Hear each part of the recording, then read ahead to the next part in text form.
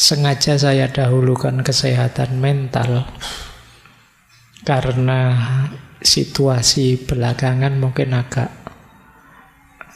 memprihatinkan tentang kesehatan mental ini.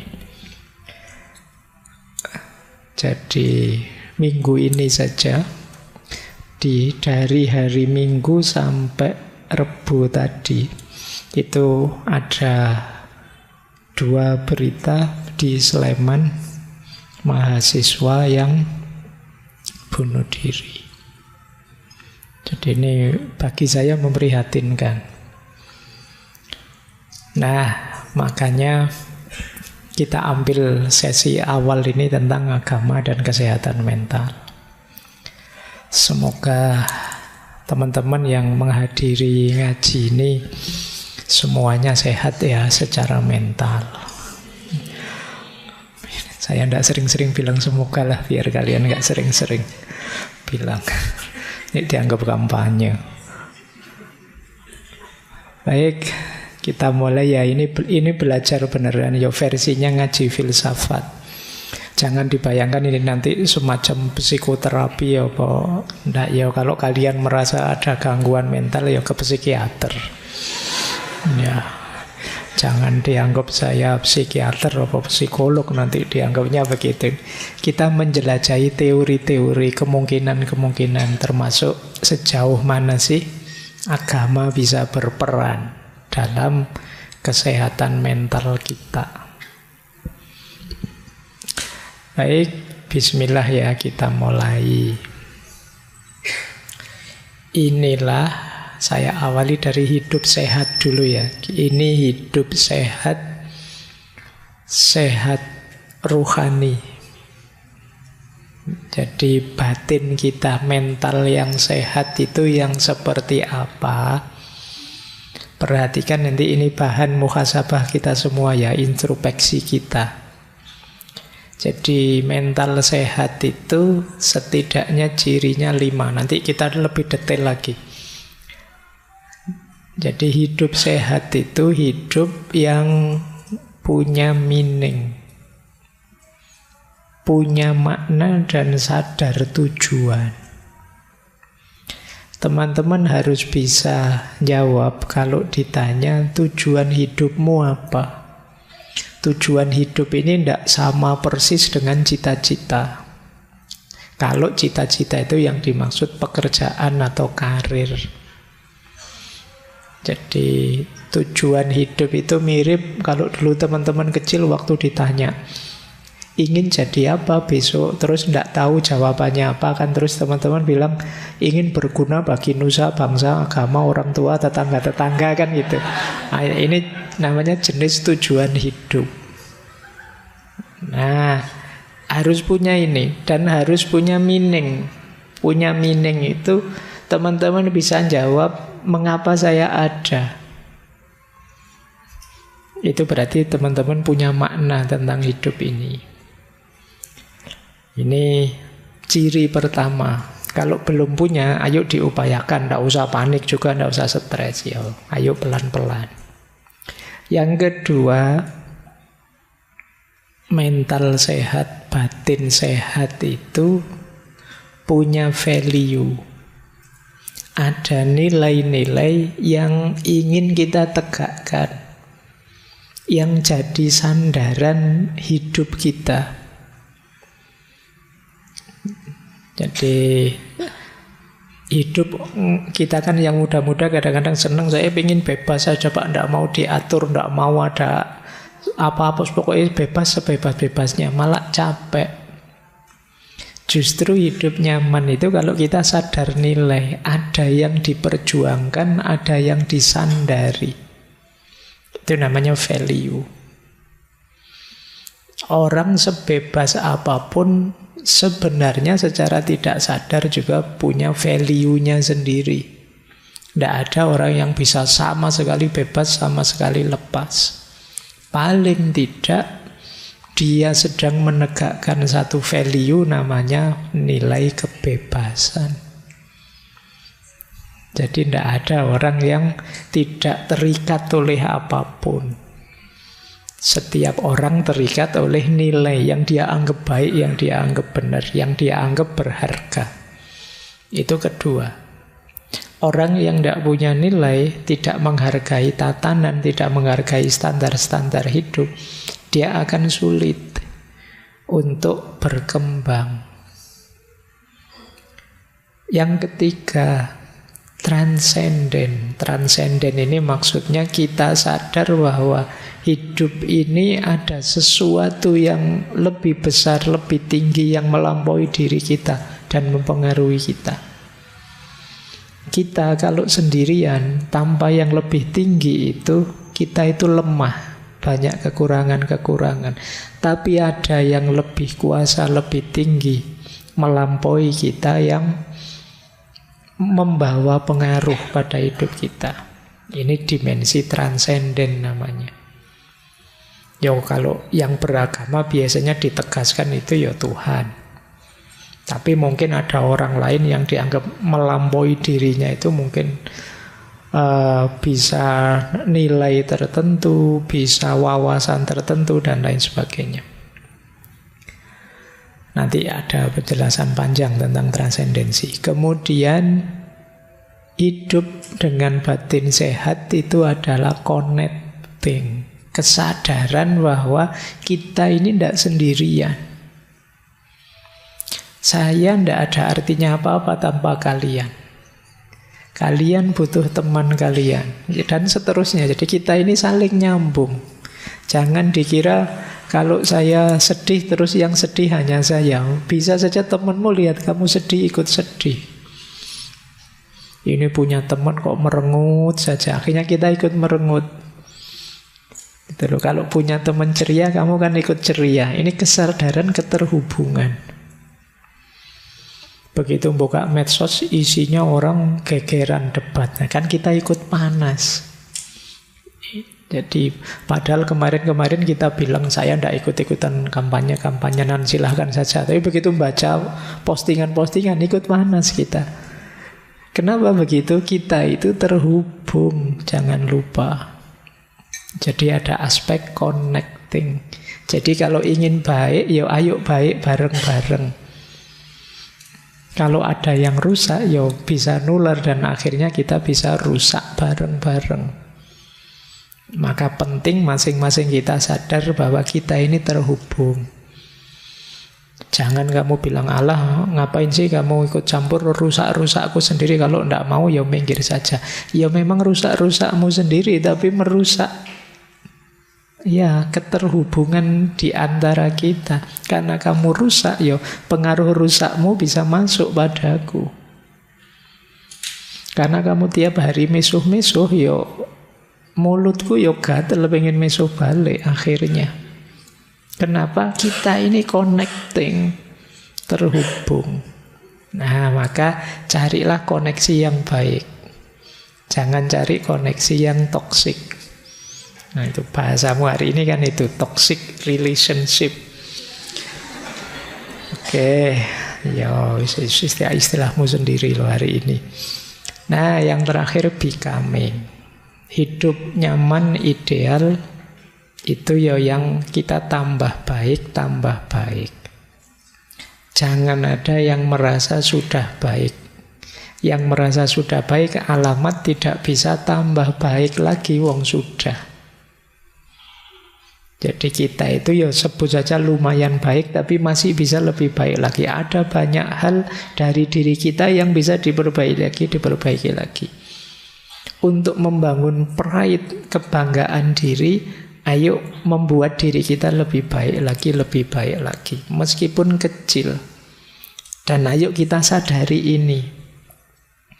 Kemungkinan teman-teman yang merasa kecewa dengan dirinya, merasa hancur hidupnya, itu tidak melihat dirinya yang bisa tambah baik lagi. Entah dalam hal apa. Meskipun hanya kecil, ayo kita akui itu, bahwa saya sudah lebih baik kok Pak. Meskipun sangat kecil, tidak apa-apa. Itu menumbuhkan pride-mu pada dirimu. Pak, saya kalau tahun lalu sholatnya bolong-bolong Pak. Alhamdulillah sekarang masih bolong, tapi tinggal sedikit bolongnya. Nah, itu kan lumayan, ada yang lebih baik.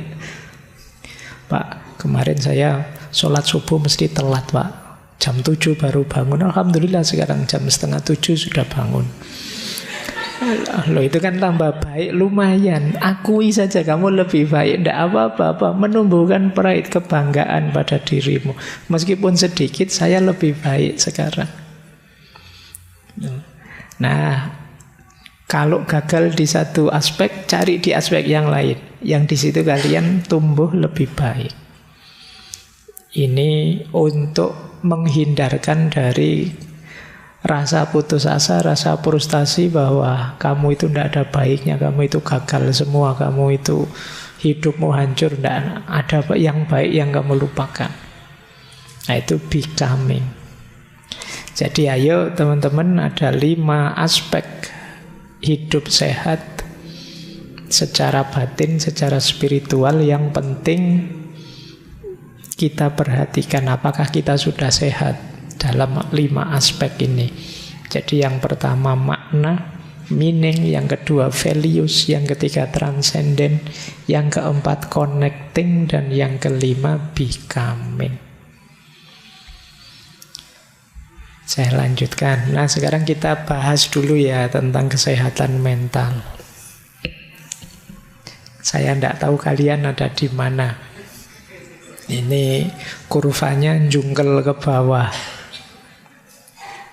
Yo, yang paling sehat ya tentu saja level no distress, kita normal.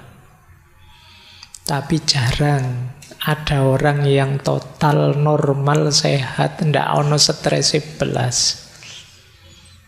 Agak sulit. Setiap orang punya masalahnya sendiri. Yo, paling tidak kalian adalah di level kedua, yaitu mental distress. Ada tekanan, ada masalah, tapi masih bisa kita atasi. Nah, jadi ini yang kedua. Semoga kita paling tidak ada di sini lah ya. Jangan ada di yang ketiga. Kalau di yang ketiga ini agak sedang sebutannya. Kalau tadi ringan, ada gangguan mental yang signifikan. Nanti ada banyak cirinya. Kalau ini, kalian harus hati-hati. Semoga bisa diatasi. Karena kalau tidak bisa diatasi, jatuhnya di yang paling bawah. Gangguan mental, mental illness. Nanti kita sebut ciri-cirinya ya, tapi ini untuk parameter saja. Kalau sudah sakit mental itu yang memutuskan tetap dokter ya, psikiater. Yang ahli di bidangnya. Makanya kalian tidak usah ngarani temenmu, wah edan kamu sekarang itu, enggak lah. Ke dokter lah dulu, enggak apa-apa. Mungkin gangguan tadi masih terganggu karena ada masalah. Mungkin stres kecil-kecilan, tidak masalah. Toh nanti lama-lama bisa diatasi sendiri. Mungkin ketika gangguan itu menyerang kamu stres beneran, tapi lama-lama bisa ngatasi. Jadi itu paling di level 3. Jadi pas diputus kemarin tidak bisa tidur tapi sekarang sudah bisa Pak. Tidak lama kok Pak, paling seminggu selesai. Nah, itu berarti kamu di yang ketiga. Tapi kok terus-terusan, kamu stres terus, kamu bisa masuk ke yang keempat. Kalau ini sudah perlu bantuan psikolog, psikiater. Oke, minta diantar temennya ke... enggak apa-apa. Jadi ini kalian perhatikan dulu ya kesehatan mentalmu. Nah, cirinya mental sehat ini secara umum. Kalau tadi kan ranahnya, kalau ini ciri konkretnya. Yang pertama, emosinya seimbang. Emosi seimbang itu bukan tidak bisa marah, stabil, terus tidak begitu. Kadang marah tapi bisa ngatasi, kadang kecewa tapi bisa ngatasi.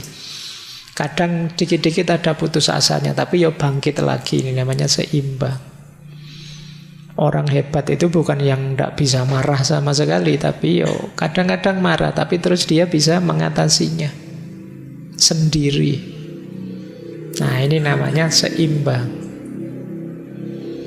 Silahkan kalian cek dirimu ya, bisa ngatasi enggak kalau sedang kena gangguan emosi. Mungkin marah, mungkin kecewa, mungkin jengkel. Nah, kamu bisa ngatasi sendiri. Kalau bisa ngatasi sendiri, kamu imbang. Terus yang kedua, tahan terhadap stres. Tadi saya bilang, tidak ada orang yang tidak bermasalah. Semua orang punya masalahnya sendiri. Bedanya ada orang yang kuat, ada orang yang tidak kuat. Ada yang masalahnya kecil saja rasanya besar. Ada yang ini masalah besar loh, tapi rasanya kecil. Mahasiswa itu ada yang cuma satu mata kuliah dapat C. Itu stresnya luar biasa. Yang satu sudah terancam DO, nilainya E semua, santai. Loh, itu kan hebat daya tahannya terhadap stres itu. Masih bisa ketawa-ketawa, ngerokok, ngopi, dia masih santai. Padahal temennya itu jungkir balik hanya dapat nilai C. Nah, ini urusan daya tahan kamu hebat. Atau jangan-jangan sudah level sakit tadi. Jadi ini daya tahan ya. Ayo latihan untuk menghadapi tekanan. Karena tidak mungkin hidup itu tanpa tekanan. Jangan mau selalu dituduh generasi Z itu dalamnya rapuh seperti stroberi. Ndaklah, kalian kuat kok. Bisa dilatih sejak sekarang. Nah, yang ketiga, mental sehat itu pergaulannya juga sehat. Hubungan sosialnya sehat. Bisa berteman. Jadi enak kalau diajak bergaul, itu berarti sehat. Karena ada orang itu yang sosialnya kacau. Tiap kali punya teman masalah, terus jengkeli orang, nyusahi orang, ngerepoti orang. Hubungan sosialnya tidak bagus. Nah, kalau kalian banyak sekali teman, banyak yang respect dengan kalian, itu kemungkinan hubungan sosialmu bagus. Nah, itu ciri-ciri mental sehat. Kemudian yang keempat, percaya diri. Pede, mau apa-apa siap. Nah, itu percaya diri. Kamu yakin bahwa kamu bisa. Kalau gagal, ya bangkit lagi. Mungkin tadi ada yang keliru, ada yang kurang, ada yang salah. Biasa dalam hidup. Siap bangkit lagi. Aslinya saya bisa kok, Pak. Kok gagal terus? Ya berarti yang tadi tidak asli, Pak. Nanti kalau sukses, itu aslinya. Nah, gitu loh, biar kamu percaya diri. Jadi wong manusia itu makhluk potensi. Kamu bisa jadi apa saja, sejauh kamu mau dan siap untuk belajar. Maka percaya dirilah. Yang kelima, mentalmu sehat kalau kamu mampu mengambil keputusan sendiri. Banyak yang kalau mau ngambil keputusan bingung. Tanya temen ini, tanya temen itu. Akhirnya bingung sendiri. Terus dipikir lagi, kok belum mantap ya, tanya lagi. Sudah apa yang istikharah bolak-balik, sudah buka Al-Quran. Kan ada itu, saya dulu pernah dikasih petunjuk begitu. Dibuka Al-Quran baris ke-7, tentang apa? Ya itu jawabannya, kan gitu. Wis bolak-balik begitu, kok beda-beda terus ayatnya, Pak. Bingung saya, Pak. Terus tanya teman, masih bingung. Itu sebenarnya urusannya kemampuanmu memantapkan hati. Biasanya ya karena kamunya sendiri tidak stabil. Temanmu ngasih saran, ini loh bagus. Jangan-jangan nanti begitu, tidak jadi. Kalau ini lumayan sih, tapi ada efeknya itu. Terus ini, jadi kamu bingung sendiri.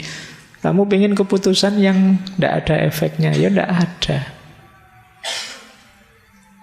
Jadi tidak mampu mengambil keputusan.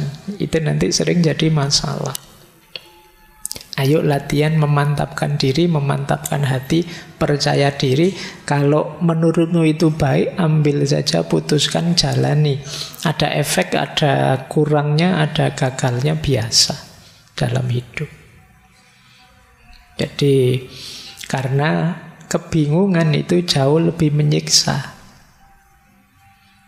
dibandingkan kamu sudah ngambil keputusan ternyata ada efeknya. Ya nanti efeknya dinetralisir. Yang keenam, fleksibel. Fleksibel itu bisa menyikapi perubahan situasi. Ya dulu punya prinsip begini, tapi sekarang situasinya berubah. Kalau masih berprinsip begini, tidak mungkin bisa. Apalagi situasi tidak harus selalu kondisi kita. Bisa saja situasi sekeliling. Tiba-tiba ada pandemi misalnya. Ya mungkin rencana-rencanamu gagal semua. Itu kalau tidak fleksibel, kamu akan stres berat. Segala situasi mungkin terjadi. Sudah berharap ditandatangani sama dosennya, begitu ketemu diajak-ajak lagi. Wah itu kan, lama lagi ini. Ya enggak apa-apa, pokoknya kamu harus siap menghadapi situasi apapun. Itu namanya fleksibel.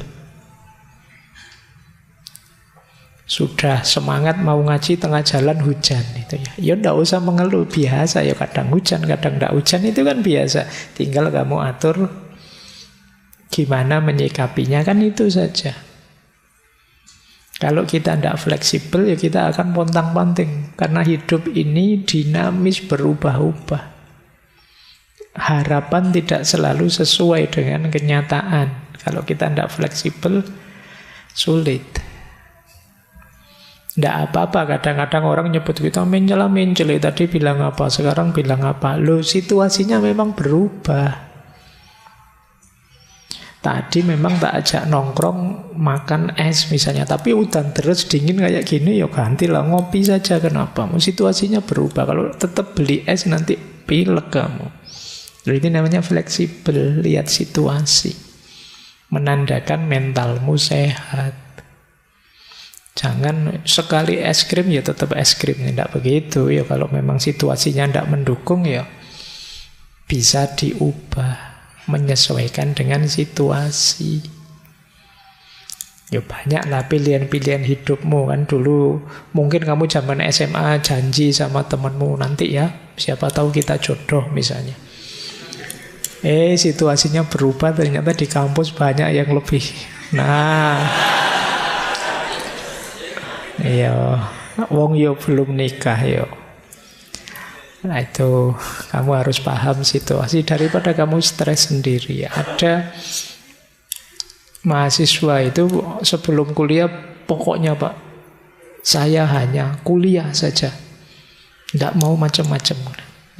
Ternyata kuliah dapat semester 2, semester 3, tidak jadi kuliah saja, tiduran saja akhirnya. Kalau ditanya, Mas kemarin katanya kuliah saja, menyesuaikan situasi Pak. Saya fleksibel Pak. Kampus sudah ada menarik-menariknya Pak, sudah tidur aja. Oke, ya asal engkau bahagia silahkan saja. Kemudian mental sehat itu puas dengan hidupmu. Cirinya gampang lah, orang puas itu apa? Bersyukur. Tidak banyak mengeluh. Berarti kamu puas, mentalmu sehat. Kalau masih banyak sekali keluhan-keluhan, yuk kita cari titik-titik di mana kita bisa bersyukur. Dan yang ke-8, mandiri. Kita bisa hidup tanpa tergantung banyak hal di luar diri kita. Kita bisa memenuhi kebutuhan kita sendiri, menjalankan keinginan kita sendiri. Semakin kita mandiri, semakin kita kuat. Mental kita sehat. Ayo ya, ini mumpung akhir tahun ya. Sejauh mana kamu sehat, coba cek 8 parameter ini. Di titik mana kamu masih lemah, di titik mana sudah kuat.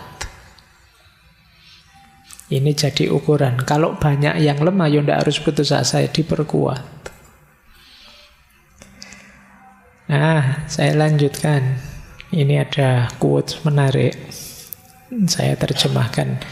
Engkau tidak harus berusaha positif sepanjang waktu. Merasa sedih, marah, kesal, frustasi, takut, dan cemas adalah hal yang wajar. Memiliki perasaan seperti itu tidak menjadikanmu orang yang negatif, namun hanya menjadikanmu manusia. Kok saya mudah sedih, Pak, marah, Pak, kesal, frustasi, takut, cemas. Saya kok begini sih, Pak? Ya enggak apa-apa, manusiawi. Problemnya bukan kamu punya perasaan itu apa enggak, caramu merespon perasaan-perasaan tadi. Itu nanti menentukan mentalmu sehat, kamu sudah dewasa atau belum. Manusia wajar saja, kadang bisa sedih, kadang marah, kadang kesal, kadang frustasi. Tidak apa-apa. Jadi kalau kalian ngalami, kalian sadari saja. Oh, saya sedang marah ini. Itu mungkin bisa menurunkan level marahmu banyak. Oh, ternyata ini saya cemas. Banyak kita yang panik, tidak sadar, bingung, akhirnya seolah-olah kalau sedang kesal, sedang takut, sedang cemas itu sesuatu yang tercela. Padahal manusiawi saja. Tergantung nanti kita menyikapinya, ini yang lebih penting. Kalau kita tidak menerima perasaan ini, kalau kita menyangkal, denial, itu kemungkinan salah respon. Wong marah tapi ndak kok, saya ndak marah. Kata siapa marah tapi karo melulu-melulu. Ya sudah jelas marah tapi ndak diakoni. Kalau marah itu sulit disembuhkan. Sudah jelas takut, saya ndak takut. Saya ndak takut. Ya kamu bilang gitu menunjukkan kamu takut sebenarnya. Diakui takut, terus direspon secara positif. Jadi itu dulu saya pernah di pesantren itu, di satu kamar mandi kan dirumorkan sebagai angker. Nah, satu ketika teman saya malam-malam masuk ke situ, tiba-tiba ada angin, pintunya gebrak sendiri, berwak. Wah, dia terus berdiri sambil teriak-teriak, aku ora wedi, aku. Ya. Lah iya. Oh, dia bilang tidak takut, justru itu menunjukkan dia ketakutan. Gitu. Kita sering begitu, untuk nutupi sebenarnya kita takut. Oke ya, tidak apa-apa. Orang itu wajar saja. Kadang sedih, kadang marah, kadang kesal, kadang frustasi, kadang cemas, kadang takut. Itu masih belum negatif. Bisa negatif kalau respon kita salah. Itu menunjukkan kita masih manusia. Kita bukan mesin. Kalau mesin enak, diprogram sabar, isinya sabar terus tidak bisa nanti diprogram tawakal terus gampang kalau mesin. Kalau manusia kan tidak sesimpel itu. Makanya yuk latihan pelan-pelan untuk menyikapinya secara positif. Nah, ini menarik untuk bahan muhasabah ya. Kadang-kadang kita mempertanyakan diri kita. Apakah aku normal, Pak? Apakah saya baik-baik saja, Pak? Kalian tidak usah takut, tidak usah frustasi, tidak usah galau kalau merasa tidak baik-baik saja. Wong normal tidak normal itu tergantung parameternya. Di situ saya tulis misalnya, normal dan tidak normal itu bisa dari banyak pendekatan. Bisa normal tidak normal itu pendekatannya sosiokultural, sesuai kewajaran di tengah masyarakat. Kadang-kadang di masyarakat tertentu ini normal, di masyarakat yang lain tidak. Nah, jadi kadang-kadang kalian juga begitu, merasa tidak normal karena tidak cocok saja dengan kesepakatan masyarakatnya. Mungkin tidak ada hubungannya dengan benar salah, tapi yo kalah dari sisi populer saja. Di situ saya kasih contoh ini. Kalau di buku ada contoh, di budaya tertentu menangis, meratap pada pemakaman orang asing itu biasa. Tapi di budaya yang lain dianggap tidak normal. Wong pemakamannya orang asing kok sampai menangis meratap-ratap. Nah ini namanya budaya. Ada satu daerah kalau teman-teman disuguh makan harus habis. Tapi di daerah yang lain kalau teman-teman disuguh makan justru jangan habis. Nah itu kenormalan yang berbeda dari kultur yang berbeda. Kenapa sih logikanya kok yang di sini harus habis? Ya biar tidak mubazir. Sementara yang sini jangan sampai habis, biar kita tidak dianggap nek basa Jawa ini geragas. Disuguhi banyak sekali yo, habis semua kan gitu. Ya, makanya kalian harus pinter-pinter ya kalau bertamu di tempat yang jangan sampai habis ya kalau ngambil makanan yang banyak nanti biar tidak habis. Nah, kalian harus paham budaya. Jadi normal dan tidak normal ini berdasarkan budaya. Ada yang berdasarkan fungsi, namanya pendekatan fungsional. Disebut normal kalau kita bisa melakukan apa saja sendiri, mandiri. Bisa makan sendiri, bisa sekolah sendiri, bisa jalan sendiri, bisa apa-apa mandiri. Terus, oh berarti kamu sehat. Nah ini namanya fungsional, kamu normal. Nah yang tidak bisa sendiri, perlu bantuan, perlu dorongan, orang menyebutnya tidak normal. Ini namanya pendekatan fungsional saja. Ada kalanya normal dan tidak normal itu berdasarkan zamannya saja. Zaman dulu normal, zaman sekarang tidak normal. Di buku ada contoh, zaman dulu kalau ada guru mukul muridnya, biar muridnya kapok, biar muridnya jadi tidak nakal lagi, itu biasa. Tapi sekarang bisa dilaporkan polisi gurunya. Nah, normalnya berubah hari ini. Nah, ini pendekatannya sejarah. Makanya kalian jangan kaget, kan banyak itu sekarang yang melapor guru dan murid itu. Zamannya berubah ternyata. Tidak sama dengan dulu. Kalau zaman saya kuliah dulu, ya kadang-kadang setiap hari Senin itu gurunya ganti penggaris. Iya, karena tiap hari Senin kita disuruh baris, dilihat kukunya. Kalau panjang-panjang kukunya dipukul pakai penggaris, gitu ya. Kadang sampai penggarisnya patah. Itu kalau hari ini bisa ditangkap polisi, gurunya dianggap penganiayaan. Tapi zaman dulu normal. Itu berarti pendekatan sejarah normal tidak normal itu. Ada kalanya pendekatan situasional, ya lihat situasi. Di situasi tertentu normal, tapi di situasi yang berbeda ya tidak normal. Kamu kuliah misalnya pakai baju tidur, orang menyebut kamu itu tidak normal, kuliah kok pakai baju tidur. Nah berarti apa? Salah situasi, bukan berarti pakai baju tidur itu keliru, tapi tidak pas situasinya. Nah, kalau baju tidur kamu pakai tidur baru pas. Ini namanya situasional. Situasinya apa, kamu melakukan apa. Normal dan tidak normalnya tergantung situasi. Ada pendekatan medis. Kalau ini ya berdasarkan vonis ahlinya. Kalau ingin tahu normal atau tidak, ketemu dokter, ketemu psikiater, ketemu psikolog. Ada normal dan tidak normal itu berdasarkan statistik. Mayoritas itu seperti syairnya Ronggo Warsito itu, menangi zaman edan. Di zaman edan justru yang waras akan dianggap edan karena semua orang edan. Kalau semua orang sudah edan, yang tidak edan akan dianggap edan. Yang waras dianggap tidak normal karena semua orang sudah tidak normal lagi. Ini namanya statistik.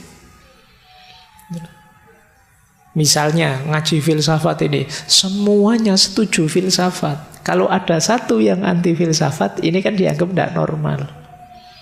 Ini normal dari aspek statistik. Mayoritas, minoritas. Jadi kalian tenang saja kalau ada orang bilang kamu itu dasar ndak normal. Lu ndak normal dari perspektif apa dulu? Apakah perspektif kultural? Apakah perspektif sejarah? Apakah... Jadi biar kamu ndak terlalu stres kalau dianggap ndak normal ya. Ternyata normal tidak normal itu ya parameternya banyak macam-macam. Kadang baik-baik saja ya disebut tidak normal karena salah situasi misalnya. Mungkin kalian sering salah kostum atau salah apa, itu kan situasional. Atau ya vonis dokter saja, kan itu kata dokter. Kalau saya sih kan ada orang yang begitu. Nah, normal dan tidak normal, ya sakit tidak sakit tergantung saya lah. Masa tergantung dokternya, kan ada orang kayak begitu.